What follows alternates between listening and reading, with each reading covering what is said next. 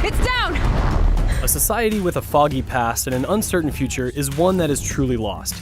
And such is the reality for the denizens of the world of Horizon Zero Dawn. Roughly 1,000 years from today, tribal communities lead primitive lives, surrounded by mysterious high-tech fossils of the old ones, the fractured legacy of our real, actual world, the result of technological advancement run amok.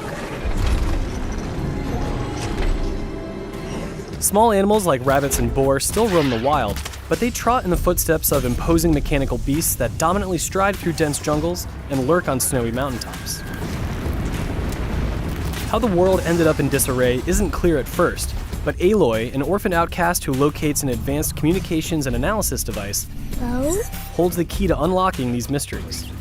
Using her newfound tool, known as a focus, you can tap into techno-artifacts and glean info about the past.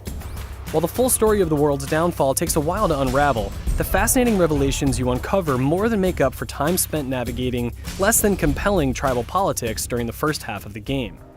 What did you say? Find your bed, outcast, and dream of winning the Proving. That's the closest you're gonna get. And thankfully, no matter where the story takes you, combat deservedly owns the spotlight. The world's intricately crafted environments teem with electric beasts and warfaring cultists, and the pronounced excitement of controlling Aloy in the midst of rampaging enemies is a near constant thrill. This excitement comes in part due to Aloy's ability to deftly leap out of harm's way and bound right back into action, but her arsenal of weapons and ammunition are the special ingredients that give you the ability to topple Zero Dawn's massive robotic monsters. You start with a simple bow and arrow, but you eventually gain access to elementally charged bolts, slingshots that lob explosives, and an assortment of traps that can surprise or constrict unsuspecting enemies. Dodge rolling between enemies, turning around, and jumping to deliver a critical blow while drawing and aiming your bow in slow motion never gets old in Zero Dawn. There are no actual supernatural powers on display, unless you count the fact that Aloy's focus can pinpoint enemy weak points. But nevertheless, when the controls seep into your subconscious, heroic displays of cunning, might, and fearlessness lend Aloy a superhuman quality. Unfortunately, melee combat is far less effective. Your only options are to issue a light or heavy spear attack, and when fighting indoors, you're more likely to hit a wall than your intended target. But thankfully, you're never forced to use melee, and can always revert to fighting with a mix of evasive maneuvers and projectile weaponry. Where you face small bipedal watchers and approximations of horses and bulls at the start, you eventually engage with rampaging armored crocodiles, jaguar-like bots with cloaking devices, and yes, giant enemy crabs. By the end of the game, you can confidently roll into battle facing a towering metallic T-Rex, knowing full well that you are in control, despite your relatively diminutive stature.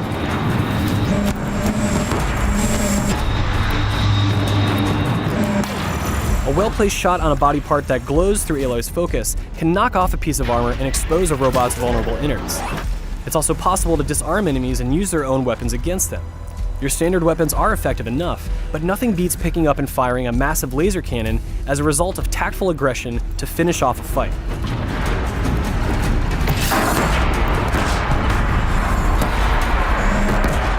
Where combat is at the forefront of Zero Dawn, you also habitually gather any resource in reach as you travel from point A to point B. Plants and pieces of animals and robots alike are necessary for crafting Aloy's ammunition and traps, upgrading item storage, and brewing health potions. When it comes to making items, it's as simple as looking through a crafting menu and seeing what is or isn't available based on your inventory. On the other hand, selling items is a pain, as there's no way to sort your inventory at a store. For a game that manages to handle complex systems in real time with aplomb, it's odd to see something as basic as inventory management fall by the wayside. As you trek across Zero Dawn's map, you'll run into tribes and communities. Most are modest, just a few shacks, but a handful of miniature kingdoms offer sizable populations of merchants and quest givers. At best, typical side quests are vehicles that propel you into the far-reaching wild with some semblance of narrative motivation, but it's common to find the personality behind the mission far more interesting than the ultimate meaning of your objective. I wasn't judging you. I was an outcast once. With larger questions and destinies at play in the main quest, Zero Dawn's sub-stories simply can't compete.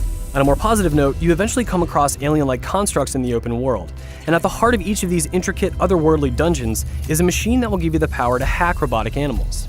Some robots will simply fight on your side or leave you alone when hacked, but a few allow you to ride on their backs. Granted, this option is limited. No, you cannot ride a giant robot T-Rex, but it's the one argument for the game's stealth mechanics, as you can only hack a robot by sneaking up to it without being noticed. The dueling themes of nature and technology in Zero Dawn's open world are also embodied by Aloy. Her life begins as a member, albeit an outcast, of an isolationist tribe, but she's forever changed when she accepts technology into her life. Her focus device is the source of not only her abilities, but her connection to the world and its past. Her past. Aloy transforms in so many ways throughout her odyssey, and it's amazing to look back when it's all said and done, reflecting on not just the challenges you've overcome, but also on how much confidence and maturity Aloy's gained in the process. Zero Dawn is the first departure from the Killzone series for developer Guerrilla Games. And though you might think the team took a risk by stepping out of its FPS comfort zone to create a third-person open-world action game, you'd never know it was their first rodeo. For every minor letdown, there's an element of greatness that recharges your desire to keep fighting and exploring. Guerrilla Games has delivered one of the best open-world games of this generation, and redefined its team's reputation in the process.